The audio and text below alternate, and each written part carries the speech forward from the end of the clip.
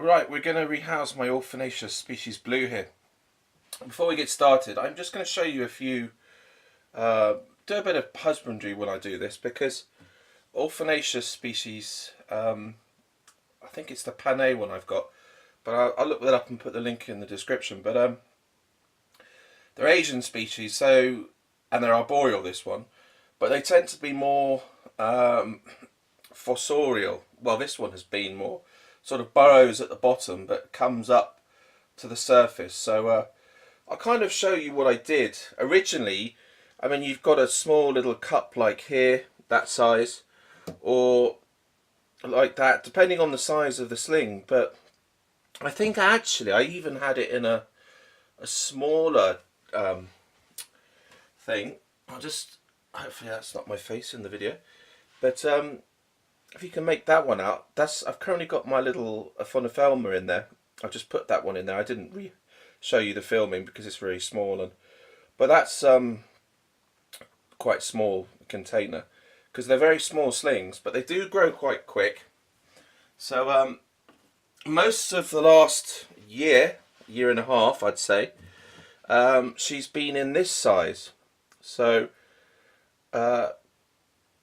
I'm quite sure, I can't remember the actual size here, but I'll do a size comparison with the one I'm going to put her in. And going to put her in this one. So as you can see, she's about 4 inches. So this is the kind of size I'm going to be using. You can just about make it out there. I've got a bit of bark in there, substrate as well, about 2 inches. And then I'm going to basically put her old web and moss in there so she can sort of web around the bark, and there's a space behind the bark as well. I don't know if you can make that out, but you'll see it later hopefully. But yeah, so these size containers, if anyone's interested, I'll link them. I think I got them from the plastic box shop, but they're called Loctite, I think, Loctite enclosures.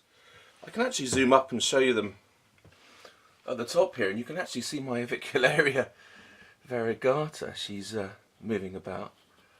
So they're the size. I've got currently all of my Avics in there. There she is, the little one. That's Marilyn. She's having a bit of a roam around. I'm going to feed her perhaps later on in the week.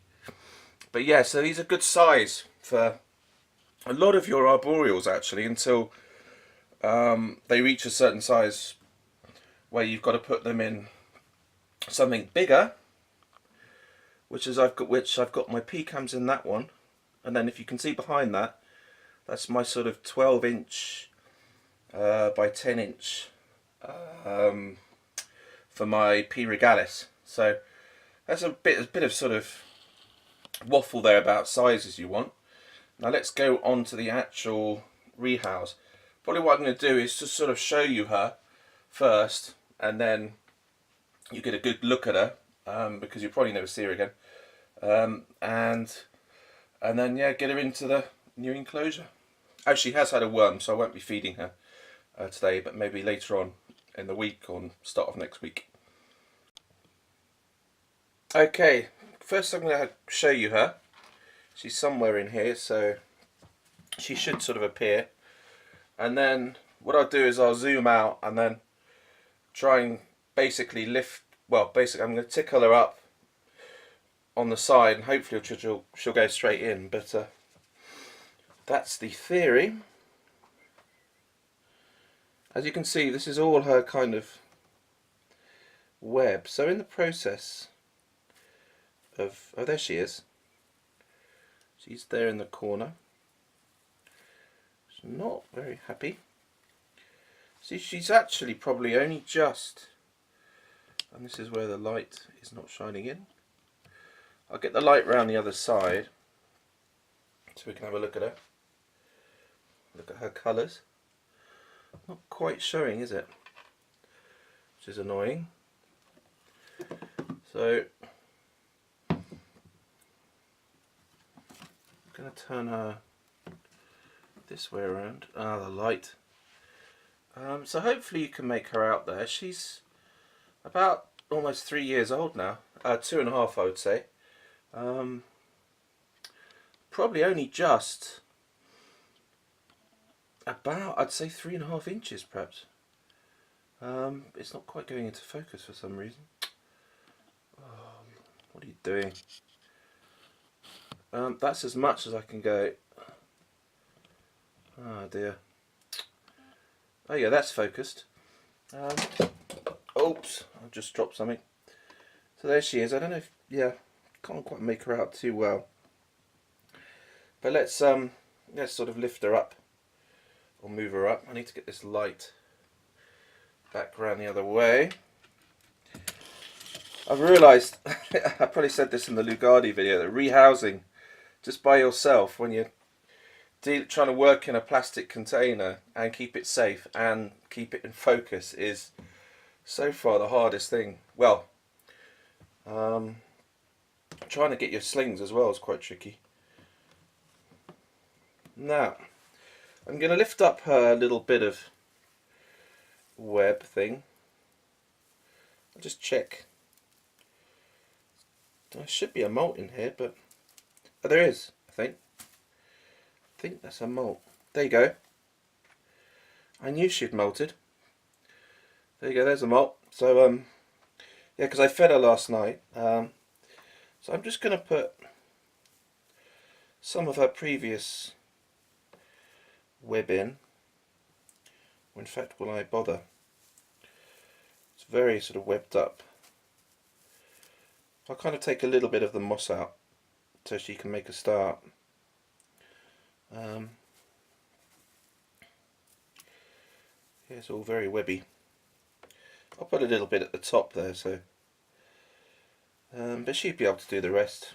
And there's substrate. So without further ado, we'll zoom out a bit and you can hopefully see her go into a new enclosure. Right, the moment of truth.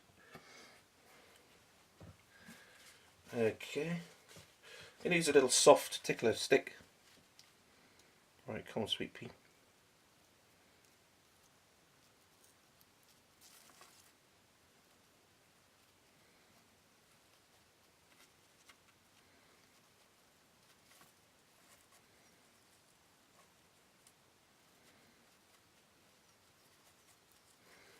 He really doesn't want to go.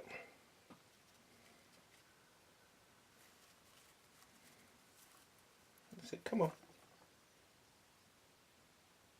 Hope you can see this. Oh, it's a good shot. If we can zoom in a bit on her. Oh, there she goes. I really don't want to risk losing her, but she's in. Hopefully you got a little look at her there. And that's the end of the vid. Oh, I could just show you her go in quickly into her new house. She's currently just gone inside the water dish, which shows you tarantulas can swim. I once saw a OBT completely go inside one, and I panicked when I first had teas and got it out, and at the end was completely dry. So tarantulas actually will, a layer of air will form around their body, and they have a little air pocket.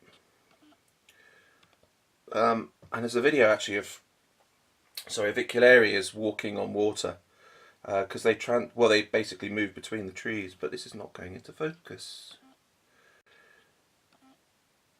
Yeah, it's not going into focus for some reason, but she's in a water dish, which I'm not too keen on, so I'm going to move her out of that. Come on, sweet pea, don't go in there. Oh no. That's the speed. She just came out. And she's back in. Go on. They're really quick. Oh, she's gone back in her bloody water dish. Anyway, can't win. That's the end of the vid. Thanks for watching. And yeah, not sure what's next actually. Ooh, some feedings, or perhaps I might do my Balfouries and have a look in, and then hopefully we can identify all 5 of them and I can show you all how they're doing. But I'm kind of torn between my sort of worry about them all being alive, or just let nature take its course. So we'll see on that one. Okay.